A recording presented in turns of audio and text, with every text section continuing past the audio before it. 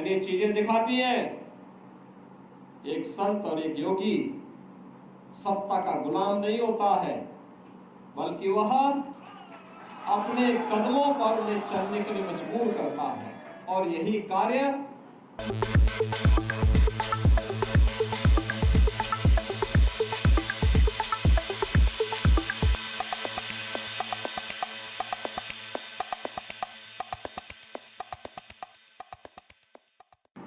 अक्सर होता है जब सिद्धि किसी को प्राप्त होती है या कुछ भी प्राप्त होता है तो वह उसके मद में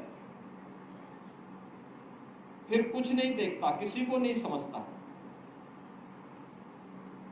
प्रभुता पाई काई मद नाही, संत तुलसीदास जी ने भी कहा।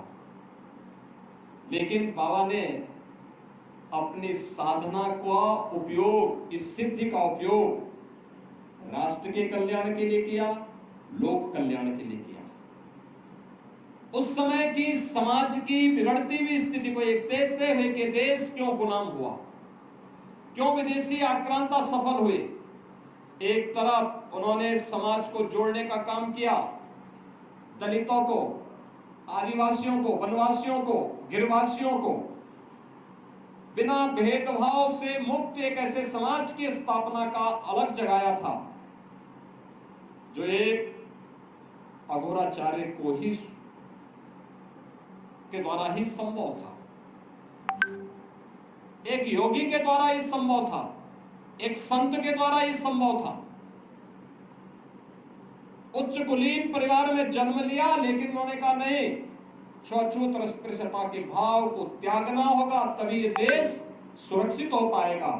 और यहाँ के दलितों को, वनवासियों को, यहाँ के जनजातीय समुदाय को उन्होंने बड़ी संख्या में अपने शिष्य के रूप में स्वीकार करते हुए उनके जीवन को प्रशस्त करने के लिए अनेक कार्यक्रम चलाए। तो दूसरी तरफ मुगल आक्रांताओं को भी उन्होंने उस समय सबक सिखाने के लिए सांझा को भी डपट करके भगाने का काम किया था, जो उनके चमत्कार को देखने की प्रतीक्षा कर रहा था।